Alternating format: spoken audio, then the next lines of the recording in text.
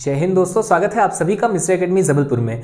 जैसा कि आपने थंबनेल में देखा हुआ है, एसएससी जीडी की स्ट्रेटजी पर हम चर्चा करने जा रहे हैं दोस्तों। तो मुख्य तौर पर इस वीडियो के माध्यम से हम एसएससी जीडी के एग्जाम पैटर्न और सिलेबस और साथ ही दोस्तों अंतिम समय में हमारी क्या रणनीति हो, क्या स्ट्रेटजी हो, हम इस पर चर्चा करने जा रहे हैं। तो आपको पहले यहाँ पर सूचित कर दें, एग्जाम का पैटर्न चेंज हुआ है और एग्जाम के पैटर्न की यदि हम बात करें दोस्तों, तो अब जो हमारा एग्जाम है वो मुख्य तौर पर 4 पार्ट में ऐसे डिवाइड रहेगा, वो आपके सामने है।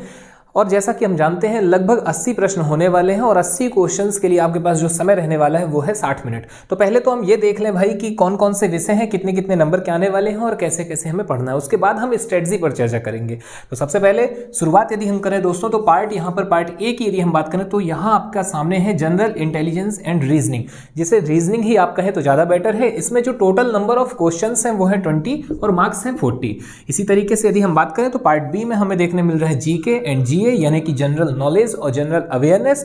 इसके भी प्रश्नों की संख्या है 20 और मार्क्स है दोस्तों यहाँ पर 40, यानी कि 2 नंबर आपको मिलेंगे एक क्वेश्चन पर। आगे आपको बता दें जो पार्ट सी है, इसमें आप देख पा रहे हैं एलिमेंट्री मैथमेटिक्स यानी कि मैथ, और इसमें भी प्रश्नों की संख्या 20 है और आपके जो मार्क्स है दोस्तों वो है 40। फिर इसके बाद देखते हैं हम डी नंबर पर, यहाँ पर ऑप्शनल है इंग्लिश या हिंदी। तो निश्चित तौर पर आपने इसमें से 2 में से किसी एक को ही चयनित किया होगा और यहाँ आप देखेंगे कि या तो इंग्लिश या तो हिंदी, इसके भी प्रश्न रहेंगे 20 और फिर यहाँ पर 40 आपके मार्क्स। तो इस तरीके से हमने पाया कि टोटल जो क्वेश्चंस हैं वो टोटल नंबर ऑफ क्वेश्चंस हैं आपके 80 और 80 प्रश्नों के लिए दोस्तों आपके पास जो है समय है वो है 60 मिनट का और आपके मार्क्स रहने वाले हैं यहाँ पर 160।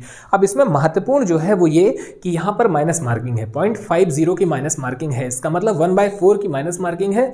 तो ये तो हुई बात कि माइनस मार्किंग है या नहीं और सिलेबस में कौन कौन सा आपका यहाँ पर पाठ्यक्रम में पैटर्न आपके सामने है। अब बात आती है सिलेबस की कि सिलेबस क्या है। तो देखिए समझिएगा इस चीज़ को, एसएससी हो या कोई भी कॉम्पिटिशन एग्जाम हो, अगर उन्होंने लिख दिया है कि हिंदी, मतलब तय बात है कि भाई आपका वो हिंदी में से कुछ भी पूछ सकते हैं। अगर उन्होंने मैथमेटिक्स लिख दिया मतलब वो मैथ में कुछ भी पूछ सकते हैं। मैथ में 2 सेक्शन है, एक आपका अंकगणित वाला सेक्शन हो गया, एक आपका एडवांस वाला पोर्शन हो गया, ठीक है। अब आपको पढ़ना कैसे है और अंतिम समय में रणनीति क्या हो, इसके विषय में आपको बता दें। सबसे पहले तो भाई अब समय रह गया हमारे पास बहुत कम। हमारे जो परीक्षा है वो है 10 जनवरी से।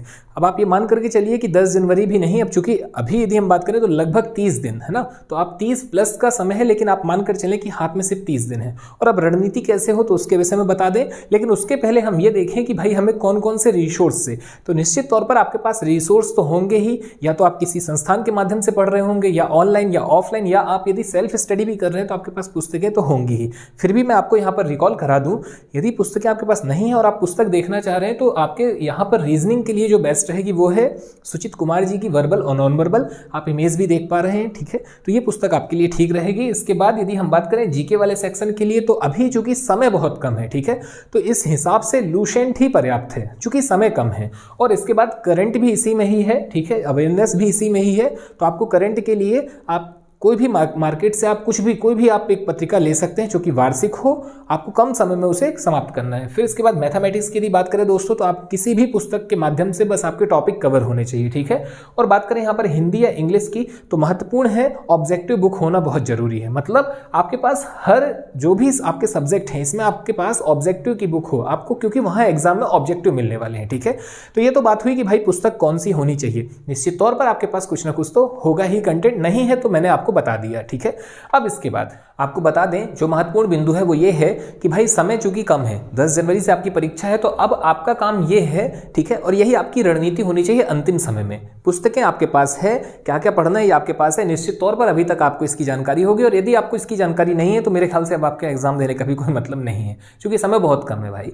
अंतिम समय में हमें अब केवल रिवीजन पर फोकस करना होता है, ठीक है। अब समय आपके पास कम है तो बेस्ट ऑप्शन ये है कि जितने भी आपके सिलेबस हैं, ठीक है, जितने भी आपके पार्ट्स हैं, इन सभी पार्टों को आपको प्रतिदिन 30 दिनों तक लगातार पलटाना है। मतलब कहने का यह है कि अगर आप हिंदी को उठाकर देखेंगे या आप मैथमेटिक्स को उठाकर देखेंगे, तो वो चाहे जितने भी टॉपिक्स पुस्तक में दिए हुए हों, आपको चुनिंदा 30 ही पढ़ने होंगे, उससे भी कम 20-22 ही पढ़ने होंगे। तो आप ऐसे ही सेलेक्टेड 20-22 टॉपिक्स को ही उठाइए और प्रतिदिन का टारगेट बना लीजिए कि आज मुझे मैथमेटिक्स में प्रॉफिट एंड लॉस कंप्लीट करना है, आज हिंदी में मेरा वर्णमाला कंप्लीट हो जाए, आज करंट अफेयर के सेक्शन से मुझे ये पोर्शन रिवाइज करना है। फॉर एग्जांपल पॉलिटी पूरी हमने रिवाइज कर डाली, ठीक है।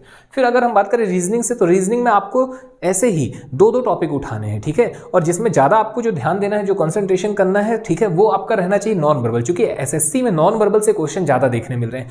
तो यहाँ पर जो अंतिम समय की रणनीति है वह मुख्य तौर पर यही हो, और सबसे ज़्यादा जो इंपॉर्टेंट है वो ये थ्योरी कम ऑब्जेक्टिव ज़्यादा। आपको बहुत कम थ्योरी पढ़नी है, थ्योरी में ज़्यादा फोकस नहीं रखना है, क्योंकि 30 दिन में आप थ्योरी में उतना विषय विशेषज्ञ नहीं हो पाएंगे कि आप सोचे कि मैं थ्योरी में ऐसा होता है कि आप डेप्थ में जितने जाएंगे उतने चलते चले जाएंगे, उसमें कोई कमी नहीं। तो ज़्यादातर यहाँ पर जो महत्वपूर्ण है वो है एमसीक्यूज। ओटी लगाइए, ऑब्जेक्टिव टाइप क्वेश्चंस पर आप ज़्यादा बल दीजिए यहाँ पर, ठीक है। ज़्यादा से ज़्यादा जितना आप वस्तुनिष्ठ प्रश्नों को सॉल्व करेंगे उतने ही आप ठीक ठाक तरीके से वहाँ पर स्कोर कर पाएंगे। तो ये है आपके सामने सारी चीज़ें। और अब इसमें एक और महत्वपूर्ण बिंदु जो आपको बता दें वो ये कि चूंकि प्रश्नों की संख्या आपकी जो है यहाँ पर है 80 और आपके पास समय है 60, यानी अगर आप इसका एक अनुपात निकालें दोस्तों तो आप पाएंगे कि आपके पास लगभग 45 सेकेंड का समय है, ठीक है।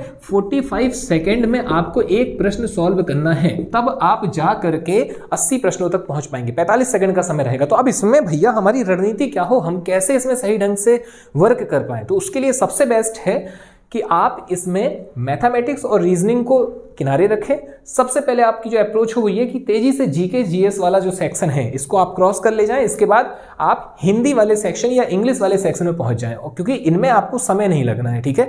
45 सेकंड का टाइम है आपके पास एक प्रश्न के लिए, आप इतना ही लेंगे, इससे कम ही लेंगे, तेजी से आप आगे निकल जाएंगे। और जहां आपने आने वाले 30 दिनों में लगातार जैसी स्ट्रेटजी आपको बताई गई है वैसे ही आप आगे बढ़े, तो निश्चित तौर पर जिस दिन आप परीक्षा हॉल में होंगे उस दिन आप इतनी ही तेजी से 45 सेकंड में एक प्रश्न को आराम से करके आगे निकल जाएंगे। तो जैसे ही आपने यदि 45 सेकंड से भी कम का समय लिया जीके वाला सेक्शन और हिंदी वाला सेक्शन सॉल्व करने में, आपके पास टाइम सेव हो जाएगा। और अब आपको क्या करना है, आपको इस समय का प्रयोग अपनी रीजनिंग और मैथमेटिक्स में करना है। यानी पहले आपको ये दोनों सेक्शन सॉल्व करना है तेजी से जितनी जल्दी हो सके, और फिर उसके बाद आपको रीजनिंग और मैथमेटिक्स, रीजनिंग मैथमेटिक्स के विषय में भी दोनों में बता दूं दोस्तों, आपको ये नहीं करना है कि पूरे क्वेश्चन में पहुंचना है, ठीक है। 20 में 20 करने का नहीं सोचना है, वहां पर सबसे बढ़िया है 20 में आप लगभग 14-15 में यदि आप हैं, ठीक है। तेजी से स्किप क्या करना है, इस पे निर्णय लेना है कि किसको कितनी जल्दी छोड़ दें, क्योंकि अगर हम उसमें फंसे और अगर हमारा 1.5-2 मिनट लग गया, 2.5 मिनट लग गया किसी सवाल में, तो उससे बेटर है कि हम आगे बढ़ जाएं।